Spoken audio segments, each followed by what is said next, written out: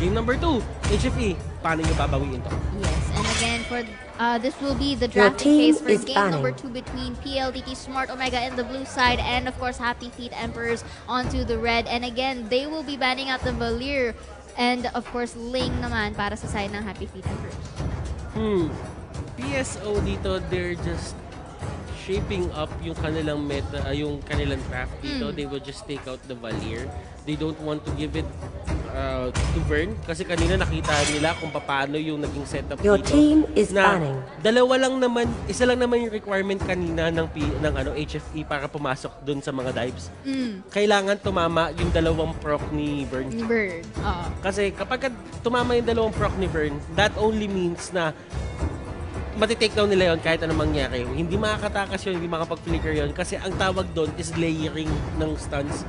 Kapag tumama yung pangalawang stack ni Burn, ang gagawin ng isa doon, mag-stun siya ng isa. Tapos kapag mawawala na yung stun, tsaka ile-layer ni Burn para mas matagal yung stun duration. Your Para team hindi na rin is picking. makatakas at para nga makasecure sila ng kill doon. And of course, going for our second bans for both sides of the team, PSO will be banning out the export. Na nakita naman natin kanina na effective ang mga last insanity plays for the side of HFE.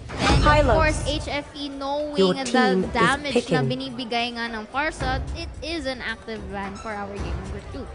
HFE on the other hand, they have the 2 picks here. They could go for a Kimi, they could go for a Granger. There's a lot of possibilities here for the side of HFE. PSO, we did actually talk about this na talagang high loss yung magiging priority pick nila dito.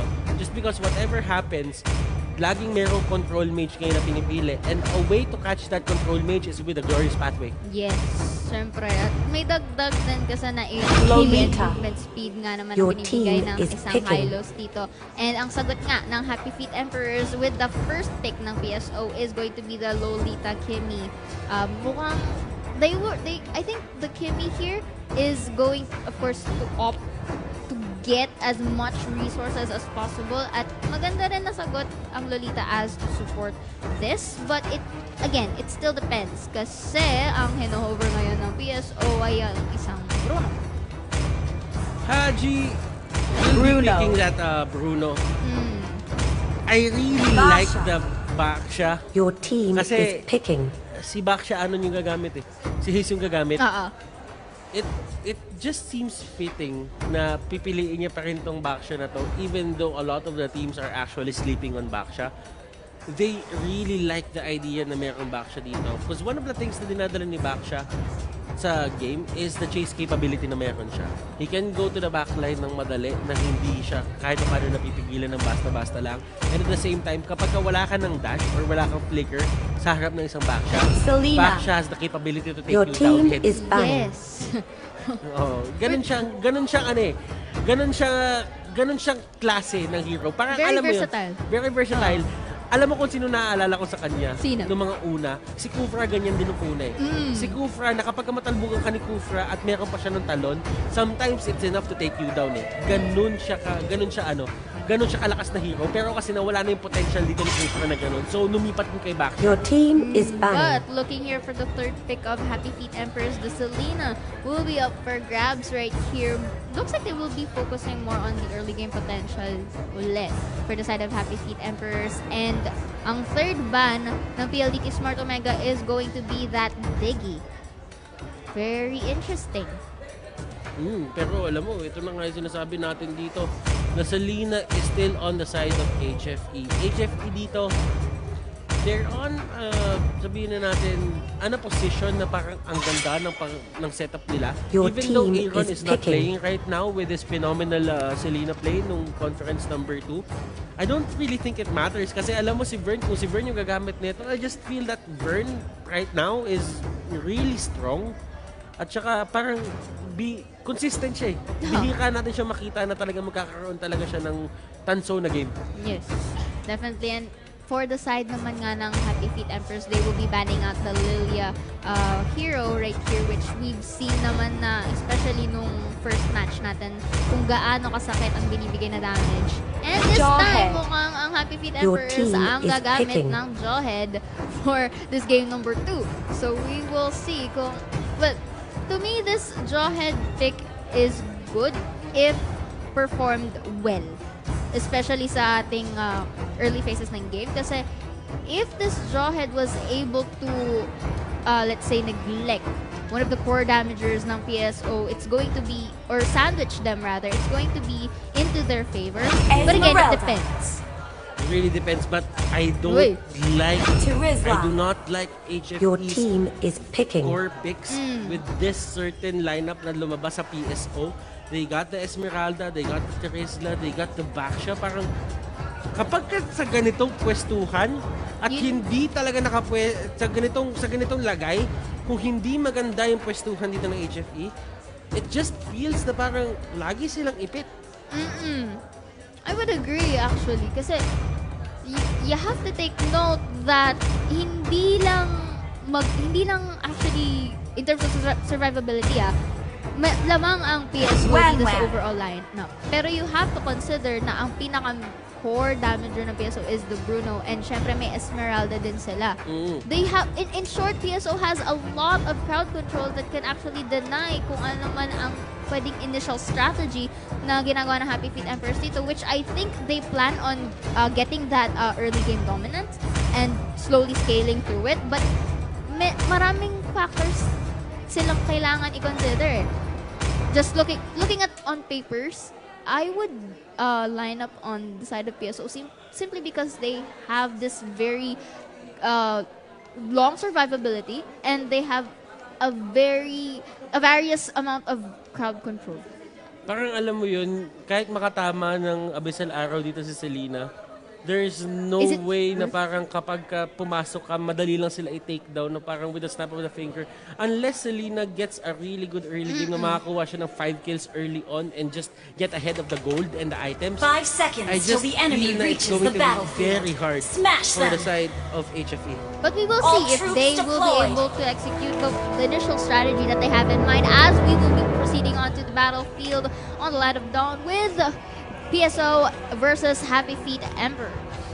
Okay, pero alam mo, hindi naman mali din yung ginawa ng HFE dito. I just feel na talagang sanay sila sa ganitong setup at sa ganitong laban. He just needs to get the early pacing na hinahanap niya.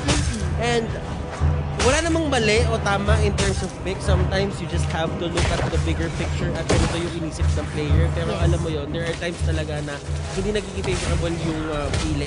And besides, Happy Feet Emperors is very known for its unpredictability. So it depends. Looks like Doggy here will be having a good harassment against Kenji right here. So it really depends talaga kung paano nila yung performance nila onto the game. And case in point, with this, nakita naman natin that with that arrow hitting yung Terizla, if that was another hero na mas malambot, that could have been a kill. Yes. Pero hindi yun isang malambot na hero. Isa yung Terizla na meron pang damage reduction pagka bumababa yung buhay niya. Pero it doesn't really matter right now. Daniel, they're really trying to fight this. And look at this. Kanina pa, napagod na kakapindot si Daniel doon. And the damage output na ginawa niya, hindi ganun karakas. It was not enough. It was not suffice enough to actually get almost half health against Hajizi or Keith. Right, prepare si Kenji dito, trying to just lurk right here. Oy, looks like 4 to 3 ang magiging labanan dito. And Van here, maiipit ng dalawang members of PSO. And Esmeralda will be getting that first blood, but the Selena will compensate as she kills the high lows right here. Prepare si 1-1. Tamang free hit lang. And looks like so far in terms of kills, it's on HFE. But was it worth? The thing about it is, yes, it was worth on their side, for the side of HFE dito, pero they have to be alarmed. Alam mo bakit Kenji dito actually hitting that turtle, the crab, na wala namang ginagawa yung NJ dito with the flicker out. Will he get away? Naiipit na siya dito. And one more hit, NJ dito with the proper timing. And look at this, NJ actually outplaying the people here. Pero si Hayes, nakaikot! Tinamaan siya na Abyssal Arrow, pero nakaikot siya. And that doesn't stop. And look at that falling star. Right here, si Doggy Waka flicker out. Pero again, 3 members of PSO will be able to get that counter. Versus 1-1 onto the top side. Will be having 1 kill. But it's exchange. Luminong blast gagamitin, pero hindi pa rin makakapatay dito. As Esmeralda goes for another kill with the help of her ult. Turtle resurrecting soon. Look at the exchange of play right here. Goes for the ult. Good prediction coming from Renegade. tinatawag na Kobe! Kobe! Kobe! Yun yung tinatawag na fade away 360 3-pointer, fade away shot, Kobe! At saan ang galing hindi natin alam, pero it was enough to take down Hayes. Sasabihin ko na sana the unkillable tankard. Buti na lang hindi ko sinabi. Kasi merong racket. Majijinx ka. Alam, may racket na dumating. Pero Pero parating na package. Ito na si Hayes. Gusto na naman sakit ang ulo nito. Oh, yan na nga again. Going back to 3 members though na HFE doon, and they will be securing that turtle, and the glorious pathway will be used right here against HFE, but up to what cost, walang natama ng araw here, and Bird will be going for that kill. And again, 1-1 doon sa may top side, but dito naman sa ating baba, Esmeralda will be having another pick up right here. Ladies and gents, it's a battle of skills. Alam mo, tinatawag nga natin, ang sinasabi nga natin dito is si Kenji, usually ang trabaho niya dito, he is the sacrificial lane. The Launch sacrificial attack! The sacrificial lamb for the side of PSO. He will try to get his own items, his own XP, his own levels, na lagi siyang nasa alanganin, na lagi siyang nasa danger na pwede zone. siyang mahuli at pwede siyang ma-take down. It doesn't really matter if you take down Kenji right now. I just seen this a lot of times before, na kahit papatay mo si Kenji ng ganito, it's not going to even matter. And Heath dito mga kaibigan. Oh, look at that Oy! dad! Again, looking right here at Heath. Baksha will be getting a kill from that Selena, pero si Joy Dino and the Turismo in that penalty zone will be able to control the members of the HFE, and Bruno will not free hit. Ladies and gents, it was a good response for the Yes! Hayes dito, papashotdown ka ng 1-1 dito, ladies and gents. Okay lang kahit mamatay siya, pero buhay pa rin! Buhay pa rin! Pero yung Kimmy, makaka-free pa rin, but the Bruno, in exchange, will be getting the Lolita, and this is a much more favorite play on the side of PSO as they will be taking this, but falling Ayun na yung tala! Nilabas na! Nilabas na yung tala! out! Tala dance challenge! Wala. Wala muna Exactly pala siya. dance challenge dito kasi na-short siya sa mana, pero it's okay. It was enough to disengage and to force the members of Happy Feet Emperors to back away dito, and syempre up for grabs for the side of PSO to take as much turret and resources as they can. Hayes dito just doing a phenomenal job of actually controlling Turtle kung ano man yung resurrecting kinokontrol soon. niya dito. Alam mo, sa totoo lang, ang kinokontrol ni Hayes dito, kung nandito kayo sa may studio, yung sigawan ng tao. At saka, Intense. yung game. Oo. Yung mga kalaban niya. Tayo And din it's the certain pacing na pinapakita ng PSO dito na it's really, sabihin natin, it's really mind-boggling na kung paano nila napapatakbo yung mga ganitong setup. Ito na kasi sinasabi natin, Hayes was born to play ML. Kumbaga, second nature niya na itong paglalaro ng ML at a very high level. Yes. And it just shows na talagang alam niya kung ano ginagawa niya. Oo, and if you could really look closely dito, and speaking that falling storm will be used, pagkas ni Heath doon ay very clean skirmish right here for si Bird. Mukhang mapapatower hug, but up to what cost, look at that damage coming from the Esmeralda with the help of the ring of punishment. Dito ni Kuya Mohilas here, and the Bruno takes that cleanup. It is looking very good for the side of PSO. At yung sinasabi ko nga kanina, no, PSO has this good patience na hindi sila nagmamadali in terms of Hinahabol yung fights. Kimi. And Hinahabol kaya yung na naman Kimi. si dito. Tapos pala naman si Hinahabol yung Nene J dito. And si Jeezy nakatabay, nakabantay dito. At mukhang makakakuha pa sila na isa pang kill dito. Try their best, but Mega kill! we are seeing this Esmeralda with that help of the Hayes Baksha right there. HFE dito, they're not really that hot in terms of getting a comeback. And this is probably the first one-sided game! At sinipa mga kaibigan ni Pilyang husband! Dito! Do you like Messi? Wala! Do you like Messi? Wala! Talagang nagkakapihitan na talaga tayo dito. Right now, Joehead is just trying to throw everything. Ay, Van dito, he's just trying to control, pero nagsisigawan na yung mga tao dito. Si Hayes, wala pa kaya alam, nag-drawing siya mga kaibigan sa may lupa. Yun lang yung ginagawa niya. At tama nga na lang, they see me rolling talaga They to see si me Hayes rolling. dito eh. Pag nakita mo talaga mapapatakbo. Ay, Falling ayun star na. mo gagamitin dito. And again, si Bruno with that beautiful cleanup. At hindi na Oh sila my God. papatumpik-tumpik pa. Oh Ladies and gents, my mga tatampo goodness. sila nila. Ang game number 2 na ang ating upper bracket. Pero mukhang na-execute ang isang member.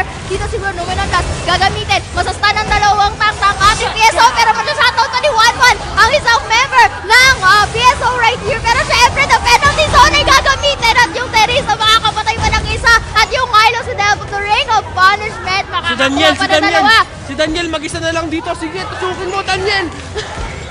And Hayes dito just tanking it up. And Hayes dito nagkamali. Fighting on board the Pikachu. Hayes will go down. And that is the kill going to the side of HFE. I don't know what's happening. They had a lot of time to get out of there. Things weren't really looking good on their side. Pero pinilit pa rin nila. It was a moment of mispositioning na tinake advantage ng Happy Feet Emperors doon. It was, let's say, it was enough time for them to defend their base right here. Pero syempre, this is going back to sa sinasabi ko kanina that PLDT-SMART Omega is just taking time here. And look at the time, 8 minutes in. Toji with another objective right here. It looks like it, in terms of map control, nasa side ng PSO. But again, the fact that the HFE members were able to defend in that crucial point, it only goes to show na may pag-asa pa sila in terms of late game. They just have to find that good positioning na pwede nilang i-throw off ang broom. And Toshi dito just waiting for the right time. Bulwark dito was forced out. Kasi alam niya pag hindi siya nag-bulwark doon, he is in for a world of hurt. And Vern dito will be the casualty that probably opens up the base dito ng HFE for the side of PSO. And Seiya, may chance pa ba dito HFE to turn this around?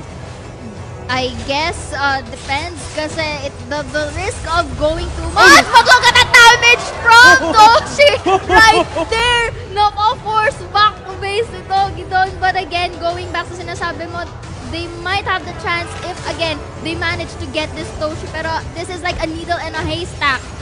Bothers. Getting Toshi, one of the core damagers. At kung papansinin mo pa, pinapalibutan siya ng mga semi-tanky heroes and tanky heroes as well. It's another si Hayes, it's another si Heat, at si Tarizan. But that looking here, ay, ay, hindi umabot. Pero tatandaan mo, meron ng kasabihan. 0.001 chance is better than no chance at all. Tama ka dyan. Kumbaga, 0.001, you can still make ways for that to actually happen.